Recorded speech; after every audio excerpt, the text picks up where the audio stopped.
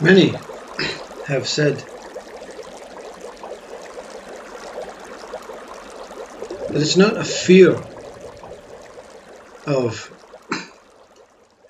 losing my mind or a fear of being enlightened and not returning as the same person. It's something far more personal, because it is said, and it's a fact. Fact. What is fact? What is fiction? It is based on the experiences of this one that there's no need for any more stories. There's no one to tell the stories. There doesn't seem to be a storyteller. Stories are based on past and future. They're based on what happened and what's going to happen at the end. And what's wrong with stories?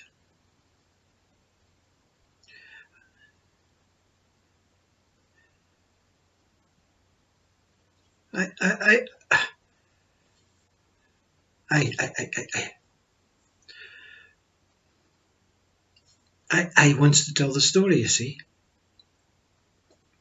This is a form of storytelling. Regardless of it has some sort of concrete, constructed start, middle, end, and when you finish listening, you have, well, I got my money's worth there. I learned this and that.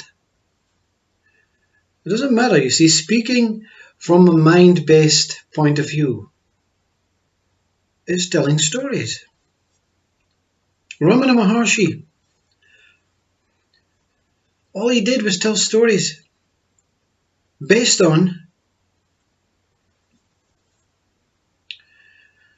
ramblings, utterings, things that came off the cuff. Enlightenment and awakening does not mean the end. For some, they are so caught up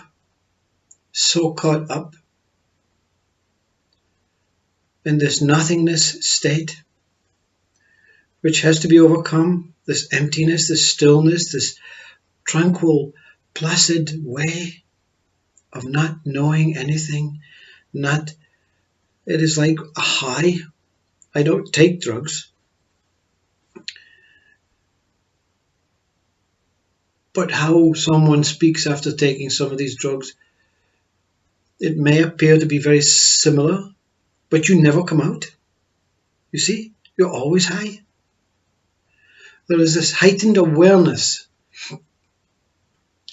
that if there's a person there or a mind that wants to get something from it, it can hang on to it.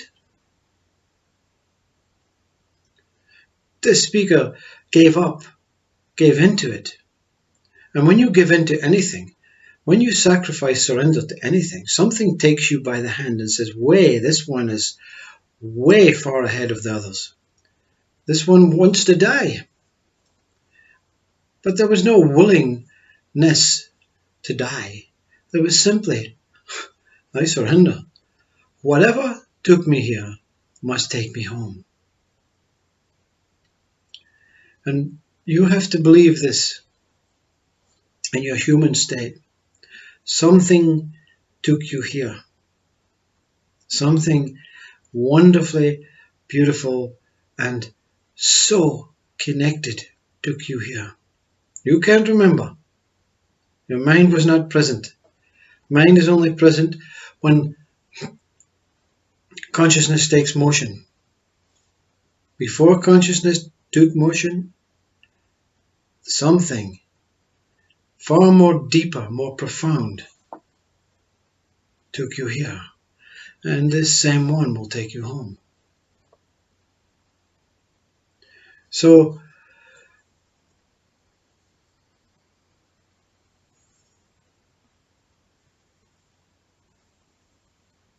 to have this fear of not telling stories.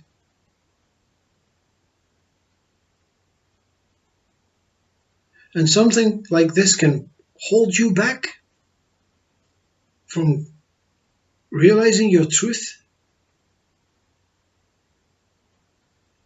Stories go on, as you hear. There is a sense of freedom, a sense of liberation, a sense of nothingness. There only is a present moment that exists to the one who realizes. Can it be taught without being enlightened and awakened? I don't know. So many other speakers on YouTube apparently think so. I didn't ask for this, you see. So,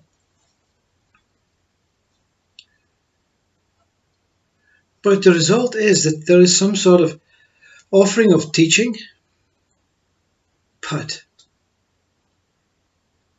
not in a programmed, structured class, satsang,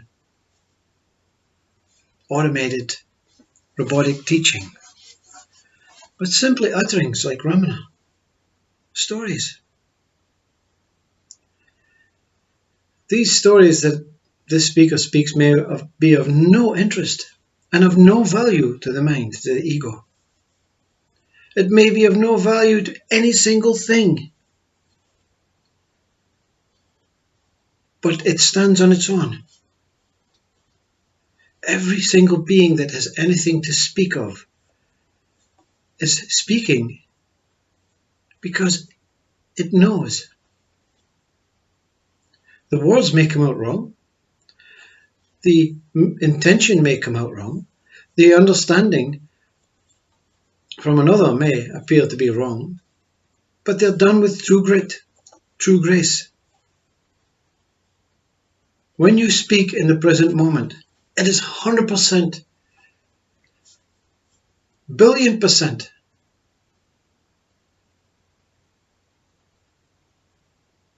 worthy of being here. How do you speak in the present moment when there's no other thing trying to sneak in a peak view or get its way in? And that can come from an external, anything external, but it also can come from the internal mind. You may be speaking but thinking about something else. You may be speaking about but thinking about finishing this story before it's finished.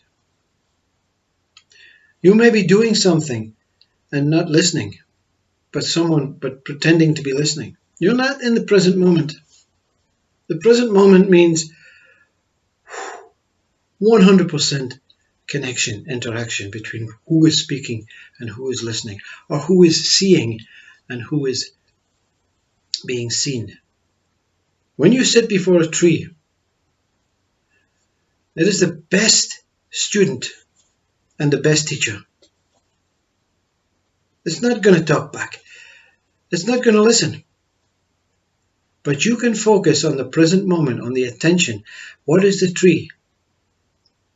Where is the tree? How? If I remove the name tree, what remains? Can I see through the tree? Can I see through the form? Can I understand the form? Can I be the form? These are questions relevant to absolutely, genuinely speaking and giving 100% attention and focus on the tree.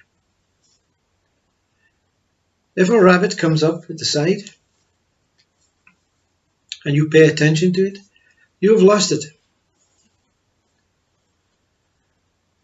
The tree has disconnected and back to square one. But that's okay.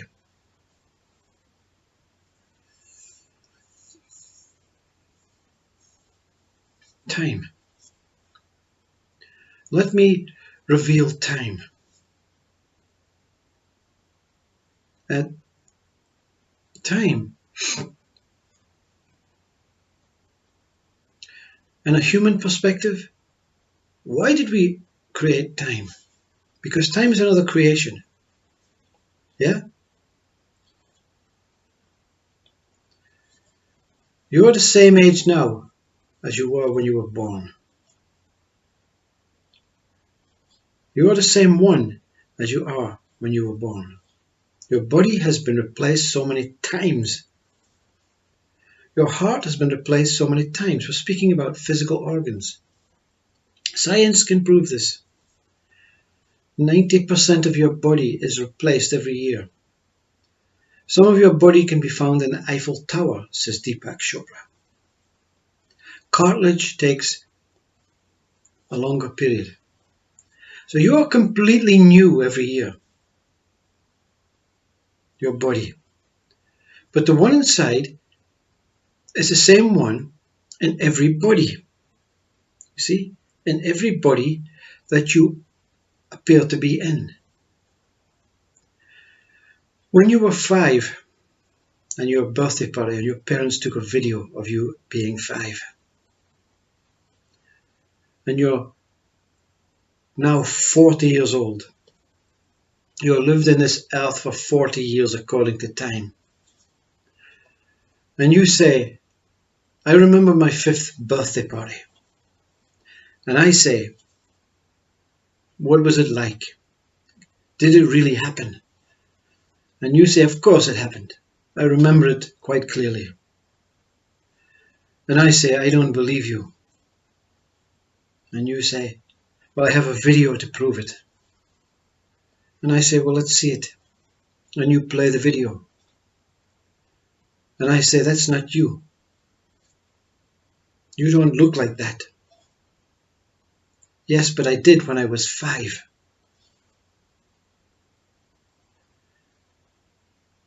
But the video is playing in the present moment. And the present moment appears to be the only thing worth, the only thing that is real, that is happening. And I say, you're 5 now. And you say, no, I'm 40 now. But you have brought your 5th year birthday party into the present moment. Now in time, in our mind-based time, we count, it happened a long time ago. And this was the result, and I remember it clearly. But to the one that does not understand what time is, it's happening now. It is real. Whether it is in 2-dimensional, 3-dimensional, 5th dimension, 6th dimension, it matters not. It's happening now. And I say, you're 5. And this one says, no, I'm 40. And I say, no, you are not 40. And you're not 5. Both of these experiences of being 40 and 5 are happening simultaneously right now, in the present moment. So you can film every single moment of every single person's life from the day they were born, and we can play it all on the day we die, and everything happened in the day we die. You can bring time to the present moment, because time has never existed as what you think it is. We human beings have used 2 or 3 guidelines to measure time. There are billions of things moving in the universe. The sun never appears at the same place twice. In any day, in any month, in any year. Yet, at 12 o'clock every day, the sun appears, but not in the same place. So how can it be at the same time? The earth is moving, revolving, at a different speed from the sun appearing as in its still state. So how can the earth move in sequence in time to the sun appearing in the same place in time. And you, the person, when you look at the sun lying down and you look at the sun standing up, appears in different places because you are moving. Billions of things are moving. So time should be far more highfalutin and complicated than it is. But humans say, well, you know, it's only a guideline. The guideline, why is there a guideline? The guideline is to get you to go to work every day. To make sure you turn up at the same time, give or take, putting the clock forward an hour or back an hour. Time is not stable, you see. Yet, if you don't turn up to work every day by the clock, you're sacked. Okay. And the justification from humanists, we need time as a guideline. I don't think we need time as a guideline. There is no time. Time does not exist. It is not stable. Anything that moves cannot be stable.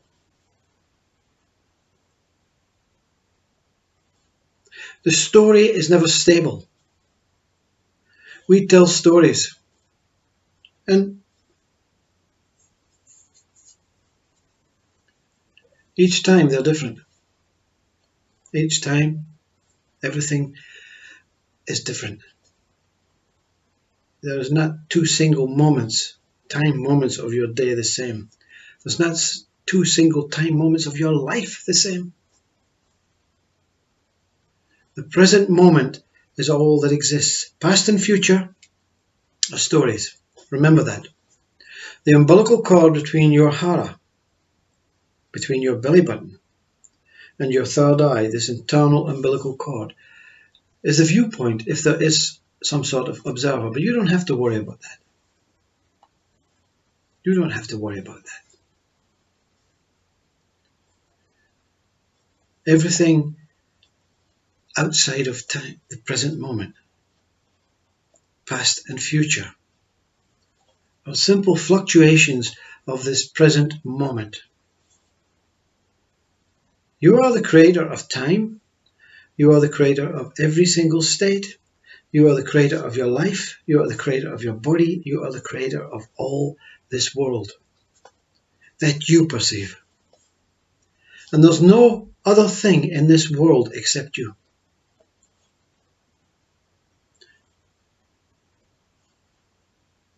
And you're not an observer. You're not human. You're not in time. You're not out of time. You're not this. You're not that. You're not man. You're not woman. You're far, far, far more deeply, profoundly special and beyond all of this and that. So here I go again, starting as a person and returning as some sort of storyteller with an end. There is no end to you. There is no end. There has never ever been an end to anything. There will never be an end to anything. Consciousness is constant birth, a mirror reflecting itself, and all of this through its dark and light, its movement, its stability, its male and female. We have this that we call life, that we are not exempt from being the creator of. The whole is whole. Man is man. Woman is woman. There is no one being a man. Being is presence. Being is the moment, here and now. Being only exists in this present moment. Being does not exist in past and future events. Being does not exist in mind or in time. Being does not exist as form or formlessness. Being is the moment of being here. Being is being, you see.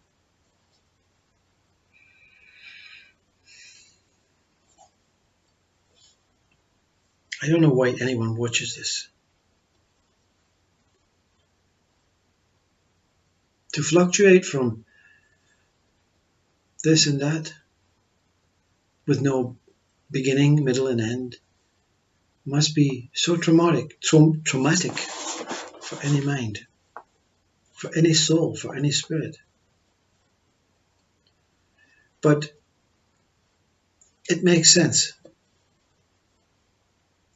You make sense to yourself. You love yourself. You know yourself. You go into your room at night and you say, well, you know what? The world is fucked up. And I also am part of this world. But when you suffer and worry about this world being fucked up, I'm going to have to bleep these words, then you'll suffer. But if you realize being beep up is simply consciousness telling it the story in riddles and riddles and riddles with no beginning, middle or end, you realize, wow, I'm so happy I'm beep up. I'm so happy everything is beep up.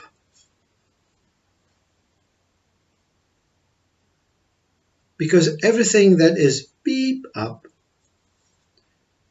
has to be outside of the present moment. Because when I'm in the present moment, everything is crystal clear, genuine, pure,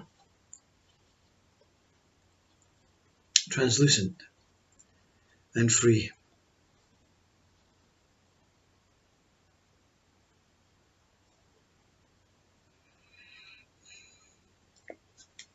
Namaste.